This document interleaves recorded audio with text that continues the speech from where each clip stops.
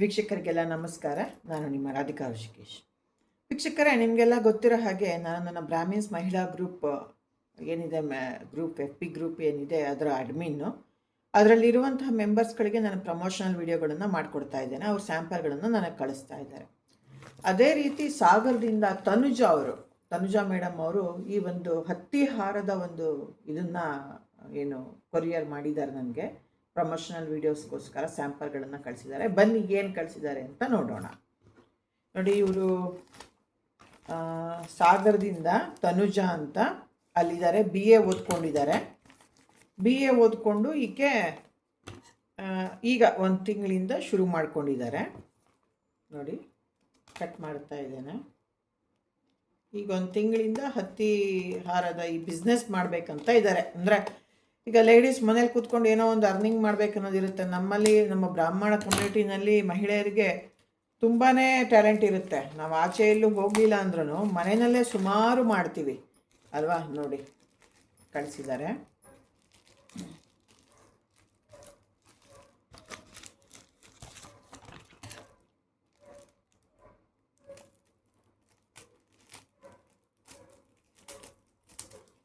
ನೀಟಾಗಿ ಪ್ಯಾಕಿಂಗ್ ಸಹಿತ ಮಾಡಿದ್ದಾರೆ ಪಾಪ, ಪ್ಲಾಸ್ಟಿಕ್ ಕವರ್ನಲ್ಲಿ. ನೋಡಿ, ಇದನ್ನು ಕೊರಿಯರ್ ಮಾಡೋದು ಒಂದು ಕಲೆ. ಈ ಥರ ಪ್ಲಾಸ್ಟಿಕ್ ಕವರ್ನಲ್ಲಿ ಹಾಕಿ ಈ ಥರ ಪೇಪರ್ ಕವರಲ್ಲಿ ಕಳಿಸಿದ್ರೆ ಏನೇ ಮಳೆ ಗಿಳೆ ಬಂದರೂ ಏನೇ ಎಮರ್ಜೆನ್ಸಿ ಇದ್ರೂ ಹಾಳಾಗಲ್ಲ. ನೋಡಿ, ಮಂಗಳಾರತಿ ಬತ್ತಿ ಕಟ್ಟು ಬೆಳ್ಳಗಿದೆ. ಇವರು ಕಾಡು ಹತ್ತಿಯನ್ನು ಬಿಡಿಸಿ ಮಾಡಿರುವಂಥದ್ದು. ನೋಡಿ,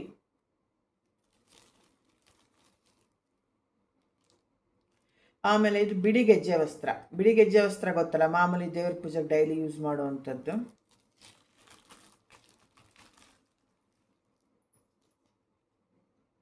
ಇದು ನೋಡಿ, ವಸ್ತ್ರಗಳು ಇದೆ. ಈ ಬಿಡಿಗೆಜ್ಜೆ ವಸ್ತ್ರಕ್ಕೆ ಇದಕ್ಕೆ ವಸ್ತ್ರಗಳು ಇದೆ. ಒಂದು ಹಾರವನ್ನು ಕಳಿಸಿದ್ದಾರೆ, ಡಿಸೈನ್ ಹಾರ. ಇದ್ರ ಫೋಟೋ ನಾನು ಆಮೇಲೆ ಹಾಕ್ತೇನೆ ನೀಟಾಗಿ.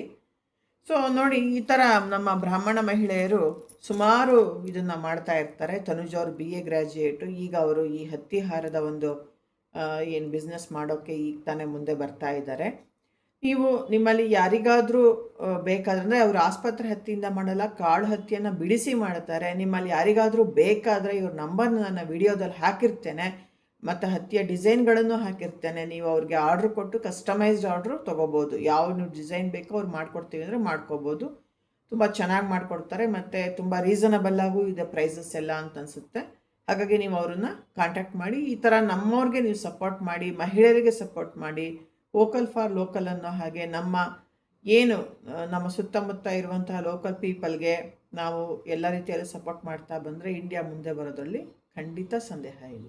ಧನ್ಯವಾದಗಳು.